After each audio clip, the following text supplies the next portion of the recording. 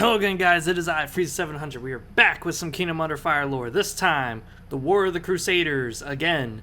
This time, the Siege of Humanity.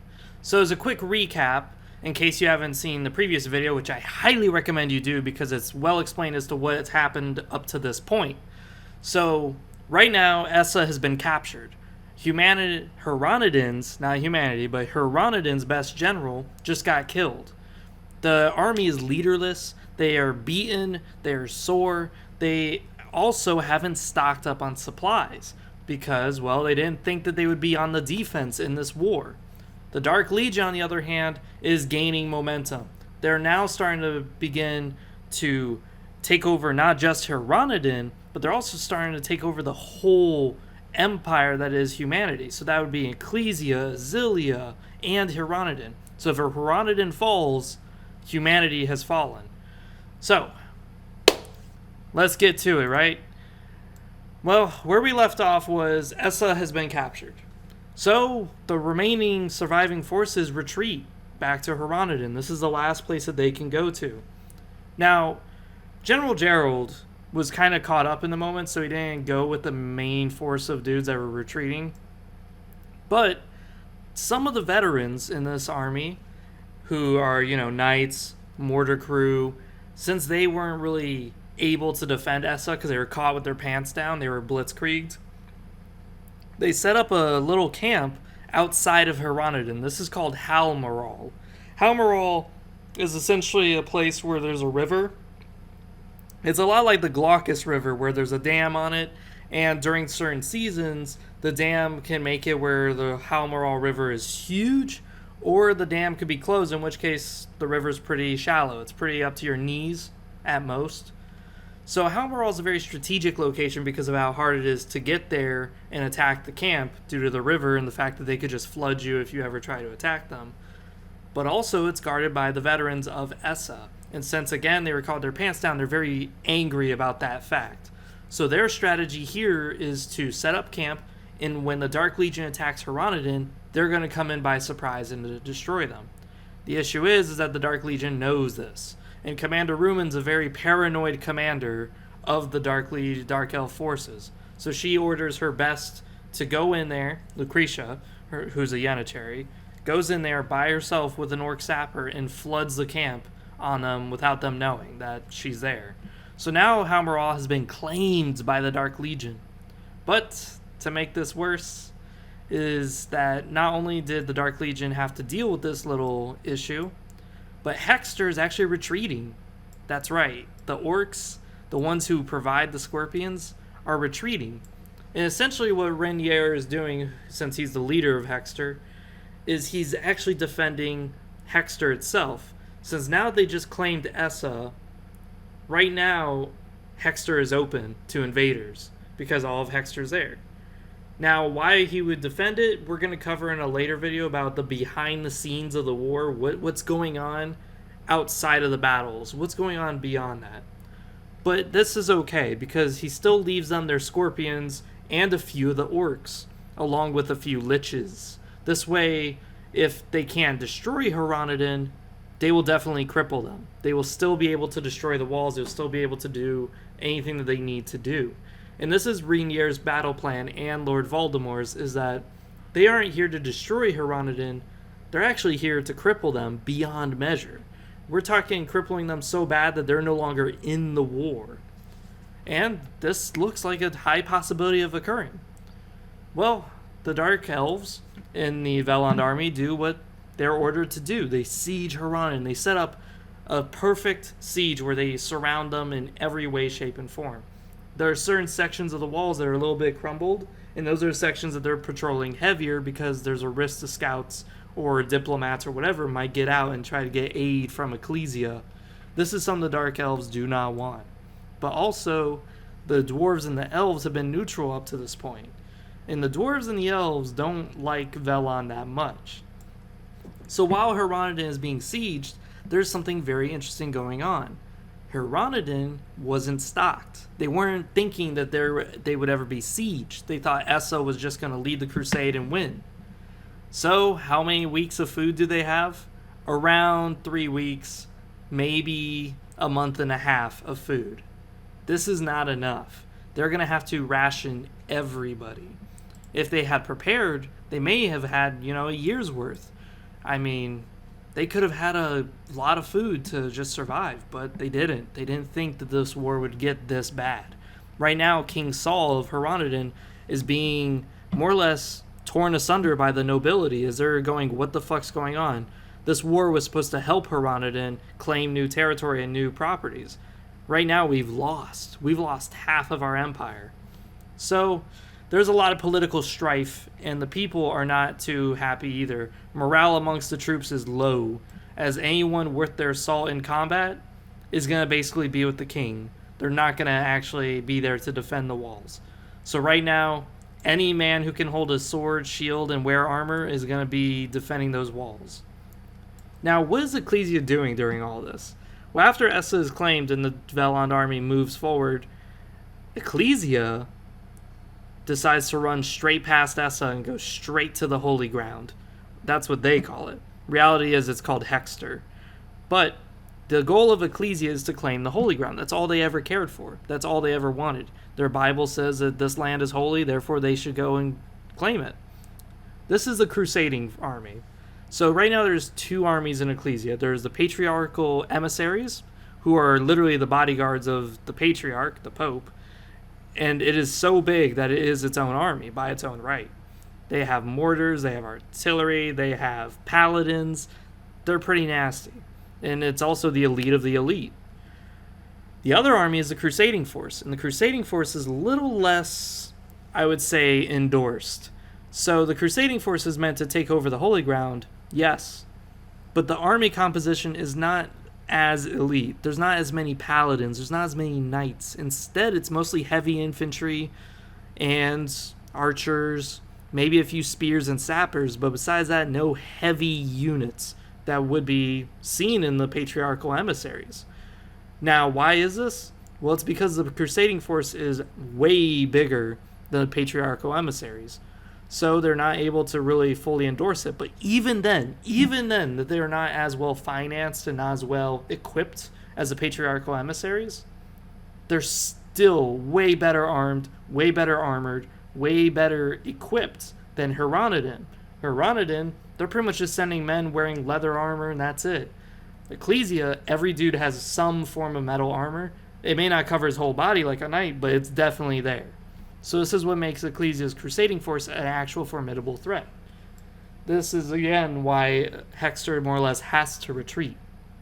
Now, unfortunately for the Ecclesians, crusading to Hexter wasn't as easy as they thought it would be. The moment they get there and set up camp, they're immediately set on all sides by opposition. There are just some territories that they cannot actually get past. The casualties have already surmounted over 1,000. Like one area, Kolonak, which would be the top area near Arayan, that area was more or less a supply line for the camp. But it is so badly guarded by the Hexter forces that when you go to Kolonak, all you'll see is thousands of bodies of humans and orcs scattered all over the place. So this is the issue that the Ecclesians are starting to face, is that they have a camp in the Altar of Destruction, which they're trying to help and conquer, but then they also have the Crusading Force camp, which can't fully get to the Altar of Destruction. They're being onset on all sides by the Hexter forces, and it is just unrelenting attrition warfare. This, of course, would have been nice had they helped Haranadin, because then they could have, double-teamed Veland's army, get rid of Veland. But Ecclesia, as I said, has never been the nicest to humans. They've actually always done whatever they thought that they could do. They never really set their minds to helping humanity. They claim that they're fighting for good, but they always pursue their own agendas over the common goodness of humanity. Well, let's go back to Haranadin. So what's going on there? Right now, the whole world is looking at Haranadin. If it falls, the Dark Legion wins no matter what Ecclesia gets in the Holy Ground. It doesn't matter by that point. But if Haranadin survives, then the war is going to continue, and the war is going to get messier. So, with the siege going on, the whole surrounding and blockading the city, Haranadin is trying to get out scouts and diplomats out to the elves and dwarves. Why not to Ecclesia? because they know Ecclesia already left. They know that Ecclesia is not going to help them. But the elves and dwarves, on the other hand, they would not mind helping. Now, why would they assume that Ecclesia would not help them? Well, there was another war before this, 5 years prior, called the War of Iran. And during the War of Iran, when Iran was on the cusp of falling, Hieronymus helping Iran out, trying to hold this city the best they can. Right when the city's about to fall, Ecclesia magically sends their army in to defend the city and secure it. That sounds nice, but it's not so nice when you realize that Ecclesia literally sat there and watched the city get sieged for days on end, and they didn't come and help till the city was about to fall. And this was all for political reasons, so that way they could vassalize Iran and take it over. Yeah, so why does Hieronymus not send scouts out to Ecclesia? Because they know that if they do, they're going to become puppets to Ecclesia. So it's not that much better than being puppets to Veland. So they send out their scouts over and over again, and scouts are just not making it through. Finally, General Gerald sends one of his officers, Rupert, to be in charge of the scouts and diplomats. Now, the issue with Rupert is that he's a little bit of I would say a small-brained individual who's all about muscle and brawn instead of tactics. But this is actually what the scouting party needs, because the issue here is not that they don't lack soliloquies and excellent grammar uses. No, the issue with the scouts is that they're just not tough enough to break through this little blockade and get out their message. So Rupert and Gerald head out, and they break through. But Gerald can't accompany him because he's the general now of the Hieronymus army, and he needs to stay with Hieronymus to guard and garrison the city. So Rupert goes off on his own. The scouts make it out of the city alive, which is great news. The bad news is that the Dark Legion knows this, and the Dark Legion is freaking out because they know that if the elves and dwarves come, this siege is over. They will lose. So they send some of their forces out to engage the scouting party. Well, the scouting party does a lot of hit and run tactics, and by doing this hit and run tactics, setting up traps, attacking the forces while they're split instead of attacking the forces head on, this actually destroys the armies that are chasing the scouts. Now they're free to go, so they head right on up into the Ecclesian lands where the elf camps and the dwarf camps are residing. That would be the green and orange. Up next is essentially what's going on in the barricade itself. So the Dark Elves are getting a little finicky. They're wondering, where have the dwarves been? Where have the elves been? They're starting to get very paranoid. But also their orcs are starting to leave and set up little villages nearby. So since they're starting to lose orc forces, they're reanimating the dead and using them to make ghouls. Now the reason why ghouls is a very, very important mention here is that ghouls, they're just undead, so it doesn't matter if they get slaughtered again or not. You could just keep sending them into the fight over and over again. But also, ghouls are magical beings. They're undead orcs who have been reanimated with dark powers. And what's going to happen here is, if you send a ghoul at a wall, at a castle, at anything that's a structure, the ghoul can actually detonate itself and blow itself up into a burst of curse magic that would destroy walls, destroy cobblestone. It's a very effective method of destroying a city is by just surrounding them with endless waves of undead. But when they detonate the ghouls body is permanently destroyed. One of the counters to ghouls is paladins, because they use holy magic and holy explosions to basically null the curse magic inside the corpse. The issue is, though, is that Hieronymus doesn't have a lot of paladins. Ecclesia has a lot of paladins. So again, if Ecclesia had helped, this siege would have been a lot easier. Well, the emissaries, after a few weeks, so it's been around a week and a half, 2 weeks maybe, that the diplomats have reached their destination and have talked to the elves and dwarves. This is something I'm going to also cover in the backstage of what was it that inspired the elves and dwarves to even get involved to begin with. Because they really just kind of want to be left alone after their war with Iran. They lost so much territory. The dwarves lost the Levant's mountain, and the elves lost Iran. So without their homes, they've just more or less resided up in Ecclesia to just avoid the fighting as much as possible. But Hieronymus convinced them somehow. And Hieronymus does have a treasure vault of literally unlimited gold. So was it gold? That's what the Dark Legion's assuming, is that it was gold that more or less triggered it. But reality was it was more than just that. So the dwarves mount up their assault and charge in along with the elves to support them. The only issue is that they come across something that, well, more or less is new. There's a new orc village called Posteris Green, right along the path that they're going to Heronodon. Posteris Green is really the reason why the orcs love to fight Heronodon. The orcs don't like to fight Heronodon just because they like to fight. No. The orcs like to fight Heronodon because Heronodon has rich soil. And this is all the orcs care about, is establishing nice rich farms that can help feed their people. Well, Posteris Green is named Posteris Green because its soil is so green and so rich with nutrients. So while the siege is going on in Heronodon, the orcs just pretty much left the siege and just set up a nice village. That's right, a village, not a camp, a village. This kind of hampers the reinforcements a little bit. They take a few casualties, but nothing serious enough. They lost maybe 2/10 of their mortars fighting the orcs, and 2/10 is a pretty significant number considering that after they help Heronodon, they're going to need to help Heronodon do the crusade that they've been fighting on for so long, like taking back Castle Essa. Well, the reinforcements make it past Posteris Green, and Heronodon is on fire. The city is in shambles. Everyone is just laying dead on the floor. This is not looking good. But it's actually a good thing indeed, because that means that the Dark Legion is committed to the attack. That means that they're no longer sitting by at full strength.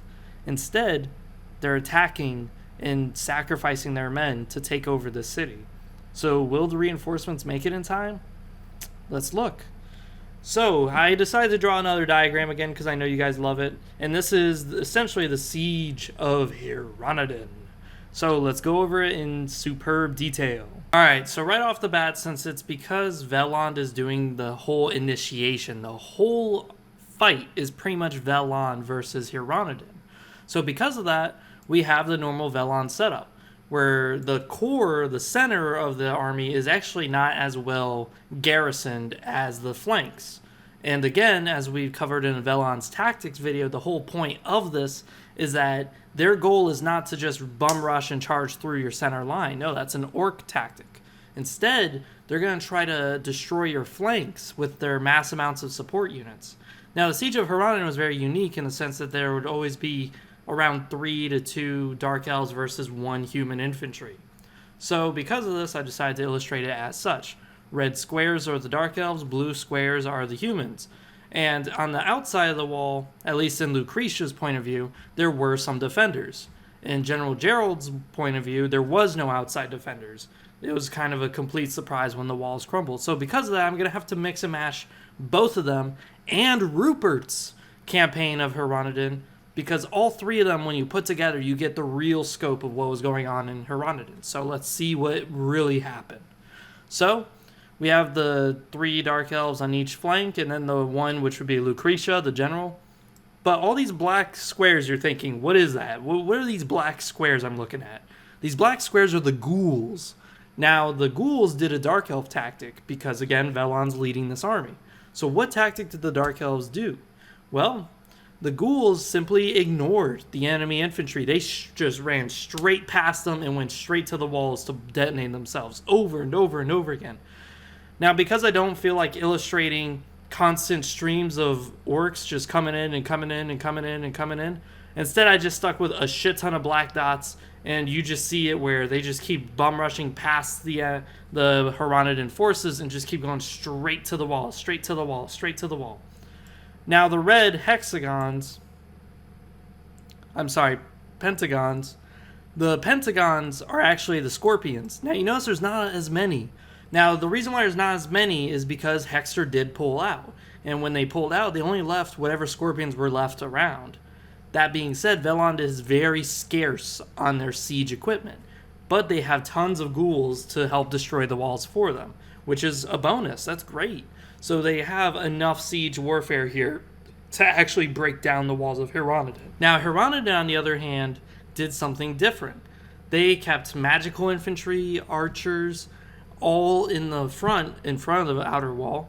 The circles would be the archers, Same with Velon. The circles are supporting units, which could be archers.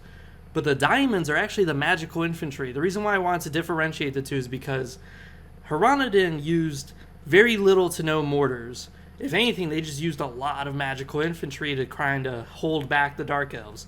Because again, the Dark Elves may be magically prowess, but the biggest weakness the Dark Elves have is that they're not as tanky as humans.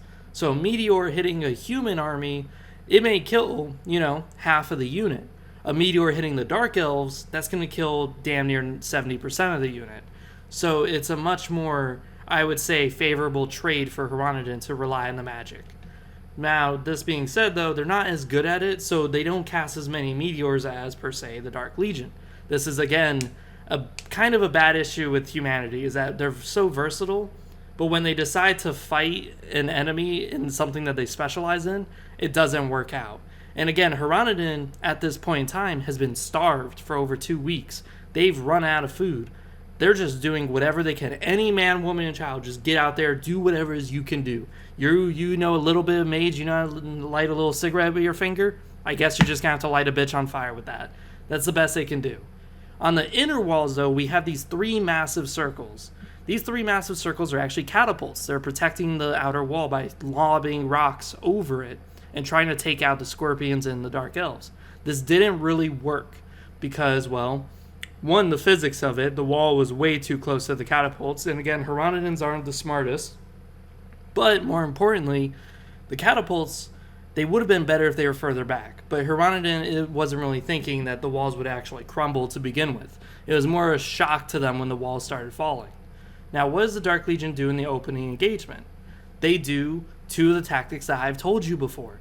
They focus the flanks, they leave the center completely untouched, and then they have the ghouls charge straight through the line. Just go straight to the walls and start detonating themselves on the walls over and over again. Wall after wall, section after section, just blowing apart. Hronodin is losing ground, they're losing fortification. And swiftly, but silently, the Dark Legion's mopping up the forces. Now all that's left is the center. And they still haven't used their scorpions yet because, well, scorpions are a little bit more valuable. So once the ghouls have kind of done half of the work, destroying most of the walls, the scorpions come in and finish up whatever is the harder points of the wall, but also finish up whatever's left. Now the whole outer wall has fallen, and the Dark Elf army has not taken many casualties. Now, the rough estimate is between around, maybe I would say, 2/10 of its army would have gotten wounded, not the full thing. And this is good because they still have a lot more killing to do. On the inside of the walls, as I said, they rush the catapults. The catapults are pretty much helpless. The ghouls still continue going. Hronodin tries their best to catch the ghouls before they reach the inner walls. This does not work, though. There's just too many ghouls. General Gerald killed as many as he could possibly get. He killed over 10 units of ghouls, which is easily around, over 3,000 ghouls by himself. But that was still not enough. They're still walking past him and going straight towards the walls. Now the issue is what do they focus on? Do they focus on the ghouls and scorpions? Or do they focus on the Dark Elves that are charging at them? From Lucretia's and Rupert's point of view in the campaign, the Hronodin did just that. They focused on the Dark Elves instead of the ghouls and scorpion because if the walls crumble, that's okay as long as there's no invaders that can get past them. The only issue with this tactic is when the ghouls get done destroying the walls, now they're going to hit your support units since they're already behind them. Yeah, you can see the issue here. So Hronodin's just fucked. They're just being outnumbered. They're being pushed back. They're being walked through. And, of course, they're just getting massacred. Now, the infantry that's standing here is actually the best infantry that Hronodin has. They have knights. They have a few heavy infantry, maybe a paladin or two. I didn't really differentiate between the two because that would have been just more work when it's unnecessary. Because Hronodin, as I've said, has very few paladins to begin with. Very few. So we're looking at maybe just one of these infantry guys. Whoever you want, just take a gander at it, would be a paladin. But, as I said, they're more focused on the Dark Elves. And the Dark Elves are just swiping through them. The Dark Elves, though, at this point are starting to take casualties. Now, by the end of this, now they're working on the last infantry, the last support units. They're just rounding up. They've already punctured holes in the outer wall. This is where around half of the army is pretty much dead. Around half of Velon's army has already taken serious attrition. Is this bad, though? No, not really. Look at all the work they did. Hronodin is one of the greatest human nations out there, and they just decimated it and lost barely half their forces. Now, here's the issue. The sky is dark with smoke and fire. The infantry is barely holding on. They're just covered in sweat and blood, and they're just getting their asses kicked. There's only maybe 2 knights left, and maybe 2 archers along with it. The Dark Legion outnumbers them 5-2, and then, the walls are done. The ghouls now can change their focus onto the archers, and the scorpions, whichever ones are still remaining, which would be around 2 or 3 out of the 6, can focus now on the support units as well. There is no hope. The Dark Elves are already starting to count the infinite amounts of gold that's in Hronodin's vault. All of a sudden, out of nowhere, a signal flare lights up the sky and shines brighter than 1,000 stars. That's right, the elves and dwarves have finally arrived. The dark green circles here would be the elf support units with their magic, and the giant orange stars are the bomber wings, the orange circles are the mortars. Now here comes Rupert's army with his infantry charging in to save the day, and here comes the elves and dwarves just bombing. And the first target they do is the ghouls and the scorpions. Now the Dvelon army has lost their siegecraft, and they have lost over half of their forces, way over half. All their ghouls just got decimated, all their scorpions got killed in less than a fucking minute. Now all that's left is just the Dark Elves. What are they gonna do? They now lack the brawn. They also lack the siegecraft to actually push forward. Even though the walls are decimated, they still need to get through other obstacles and other fortifications, like barracks and such. Well, they do the one last thing that they have to do: retreat. Try to retreat with as much men as you can get. But they did succeed in one thing, though. They throttled Hronodin's throat. They made sure Hronodin had very little troops left standing. This, of course, could not have been at a greater time. General Gerald was down on his knees, weak from fighting so many ghouls and dark elves. The rest of the humans were just killed or begging for death because of how exhausted they were. Here they are fighting on an empty belly, and now they're fighting a battle that took over 6 hours to complete. This war was atrocious, but this battle was even worse than the war itself. Hronodin was on the cusp of falling. So besides that, this has been Freezer 700. I hope you guys enjoy the Siege of Humanity.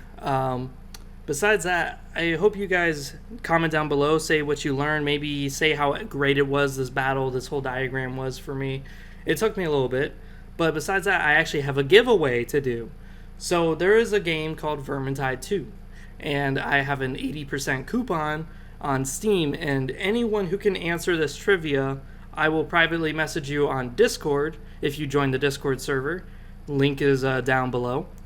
If you join the Discord server and you answer the trivia correct in a private message to me, you will be the first person to get this giveaway of 80% off for Vermintide 2. It does not work for the DLCs, so if you already own the base game, this coupon is useless to you.